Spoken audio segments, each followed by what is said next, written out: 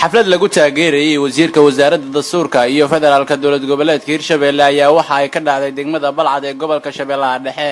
xafladan ayaa waxa ka soo qayb galay qaar ka mid ah odayaasha dhaqanka, haweenka iyo dhalinyarada ku nool degmada Balcad. dhammaan dadkii ka soo qayb galay munaasabadan ayaa hambalyo u diray wasiirka cusub ee wasaaradda dastuurka iyo federaalka Hirshabelle Mudane Qadar Maxamed Xasan oo dhawaan madaxweynaha dowlad goboleedka Hirshabelle u magacaabay xilkani. Cismaan Ugaas Xuseen Islaw iyo Cismaan Maxamed Xaaji oo ka mid ah waxgaradka degmada Balcad oo munaasabadan ka hadlay ayaa hambalyo iyo bogaadin u diray wasiirka cusub ee wasaaradda dastuurka iyo federaalka Hirshabelle. waxaan maanta halkan ku taageeraynaa xildhibaankeena ahna wasiirka dastuurka ee dowlad goboleedka Hirshabelle Mudane Qadar Maxamed. taageeradiisa ayaa isku nimid maanta. waxaan rabnaa inaan ku muujino dareen. waxaan kaloo isku nimid in mudane wasiir waxaan ka rabnaa inaad qabato xilka lagu doortay oo ay ugu horeyso dhismaha golaha deegaanka, taas oo laga bilaabay hadda gobolada Hirshabelle lagana tagay degmada Balcad loona wareejiyay degmada Warshiiq. waxaan halkan isugu imaanay taageero u muujinayno wasiirkeena dastuurka Qadar Maxamed Madkey oo ah wasiirka degmada Balcad. waan baranay, waan rabnaa, waan taageersanahay wax walbo, waxaan ka sugaynaa wax qabad wanaagsan sidoo noogu qaban jiray haddana inuu noogu qabto. waxaa sidoo kale munaasabadan ka hadlay qaar ka mid ah haweenka ku dhaqan degmada Balcad iyagoona wasiirka ugu baaqay inuu la yimaado wax qabad muuqda. waxaan ka codsanaynaa in aan waxtarkaaga iyo muuqaaga aan aragno. waxaan ka codsanaynaa inaan sida aan ahaan jirnay iyo sida ka fiican aan ugula dhaqanto. waxaan meesha iskugu yimid odayaasha dhalinyarada si u dhan yihiin. xataa waxaan rabnaa annaga odayaasha kuwa soco karaan iyo kuwaana soco karin inay annaga adig ku taageeraan. maanta mahad ballaaran ii ah anigoo oona ku dhashay degmada Balcad oona taageersan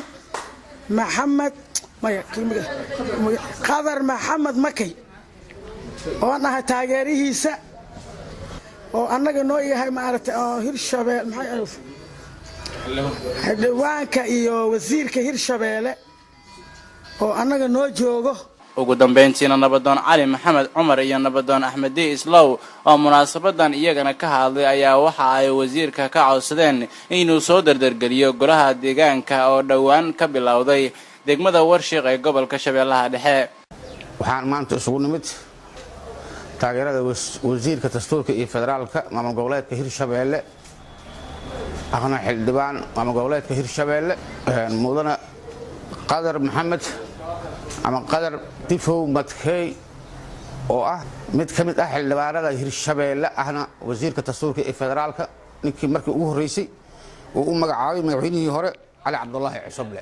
mar labaad nin kale ayaa soo noqday, hadda mar saddexaad ayaa waxaa loo magacaabay Mudane Qadar wasiirka dastuurka iyo federaalka oo markii hore dowladii hore ee Mudane Ali Cabdullaahi Cusuble uu ahaa ayaa mar kale madaxweyne Dr. Maxamed Cabdi Waare uu wuxuu u magacaabay wasiirka dastuurka iyo federaalka. xafladeena maanta waa soo dhaweynta xildhibaanka oon tahniyad u diraynaa wasiirkeena Hirshabelle Qadar Maxamed ahna wasiirka dastuurka iyo federaalka ee Hirshabelle ayaan hambalyo u diraynaa. waxa waaye wasiirka beel kale uma aha, wuxuu mas'uul ka yahay oo wakiil ka yahay 83 tuulo ee hoos timaada degmada Balcad ayuu wasiir u yahay.